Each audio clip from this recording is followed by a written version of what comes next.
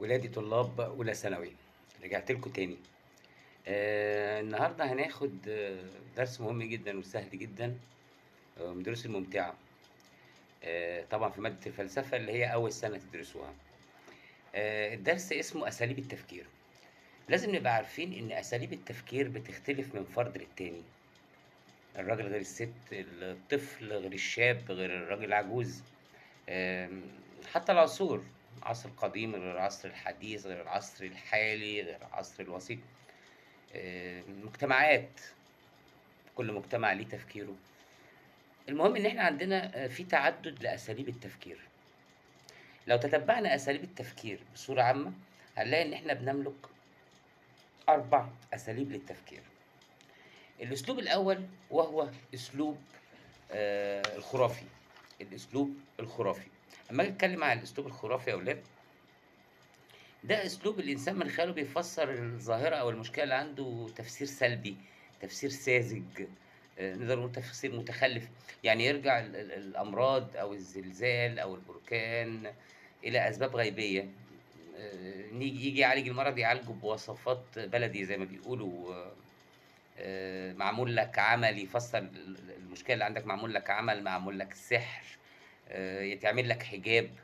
طبعًا دي كلّها أفكار تعتبر متخلّفة أو ساذجة، بتزيد من تخلُّف عقلية صاحبها. عندنا الأسلوب التاني والأسلوب الديني، ورغم إنه أسلوب مش علمي، لكنه أسلوب إيماني، يعني بيرجع الظاهرة إلى قدرة ربنا سبحانه وتعالى. بمعنى إني يحصل زلزال، يحصل بركان، يقول لك إن ربنا غضبان عننا.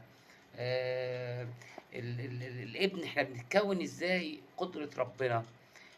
تعاقب الليل والنهار، قدرة ربنا.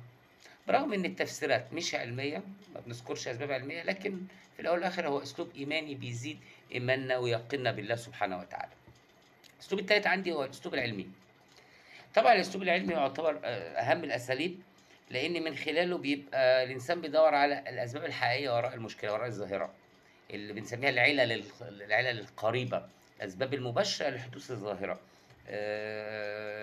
نعرفها، إزاي نتعامل معاها، إزاي نعالجها، قائمة على التحليل والفهم والتفسير، بحيث نتوصّل أو نضع إيدينا على العِلَل أو الأسباب القريبة وراء المشكلة، وبالتالي هيبقى من السهل التعامل معاها وحلّها.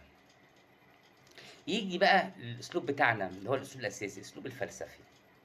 إن كان الأسلوب العلمي بيبحث عن الأسباب القريبة وراء الظاهرة، الأسلوب الفلسفي دايمًا بيدوّر على الأسباب البعيدة، أبعد أسباب ممكن تكون وراء المشكلة، وبالتالي ده مبني على التأمُّل العقلي والتحليل، وده اللي بيوصّلنا إلى قمة السبب وراء المشكلة، وبالتالي بنقدر نحلّها بشكل أفضل.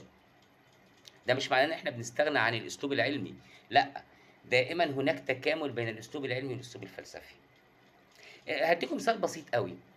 الأسلوب العلمي مثلًا، لو لا قدر الله طالب جاب مجموع واحد وِحِش، جاب مجموع وِحِش أو سقط، فالأسلوب العلمي يقول لك السبب المباشر إنه ما ذاكرش، ابنك يا حضرة ما ذاكرش، ابنِك يا أستاذة ما ذاكرش. ده الأسلوب العلمي، وصّلني للسبب المباشر، مجموع قليل، بعد الشر فشل أو سقط، يبقى ابنِك ما ذاكرش، الأسلوب العلمي. وده يعتبر سبب حقيقي أو جانب أساسي في النتيجة اللي وصلنا لها. لكن ييجي الأسلوب الفلسفي الأعمق، يتساءل ليه ما ذاكرش؟ عشان كان في مشاكل أسرية؟ عشان كان في فقر أو عدم قدرة إنه ياخد مثلًا دروس تساعده أو تأهّله؟ عشان ما كانش في فلوس يجيب كتب خارجية يتدرب على حل امتحانات؟ عشان سوء المعاملة في البيت؟ عشان ما كانش بيروح المدرسة؟ يبقى هنا الأسلوب الفلسفي بيكمّل الأسلوب العلمي، بيعرّفني إيه هي الأسباب البعيدة وراء حدوث المشكلة، مع الأسباب القريبة اللي وصل لها الأسلوب العلمي، فأقدر أتوصّل إلى الحل الأمثل للمشكلة. دول الأساليب الرئيسية، وفي عندنا الأسلوب الإبداعي، وده بيبقى خاص بفئة معيّنة، اللي هم بيبقى الناس في المجتمع يتعدّوا على الصوابع يعني. بيبقى قائم على المرونة والطلاقة والأصالة، يدوّر على أسباب وحلول للمشكلات بعيدة المدى. دي بتبقى قائمة على العباقرة والناس اللي عقليتها آمم تتعدّى حدود عقلية الإنسان العادي، وبيصل إلى ما لا يصل إليه عقل الإنسان العادي. عشان كده هم نادرين جدًا وقليلين جدًا في مجتمعنا. يعني خدنا فكرة سريعة كده على أساليب التفكير اللي هتدرسوها السنة دي إن شاء الله في الفلسفة. طبعًا لمّا نبدأ في أول 9 إن شاء الله في 1/9 هنتعمق أكتر في هذه الأساليب، و هاوصّل لكم أمثلة كتيرة بإذن الله تقدروا من خلالها تفهموها. أشوفكم على خير في المحاضرة الجاية مع سيكولوجي المصري. مع السلامة.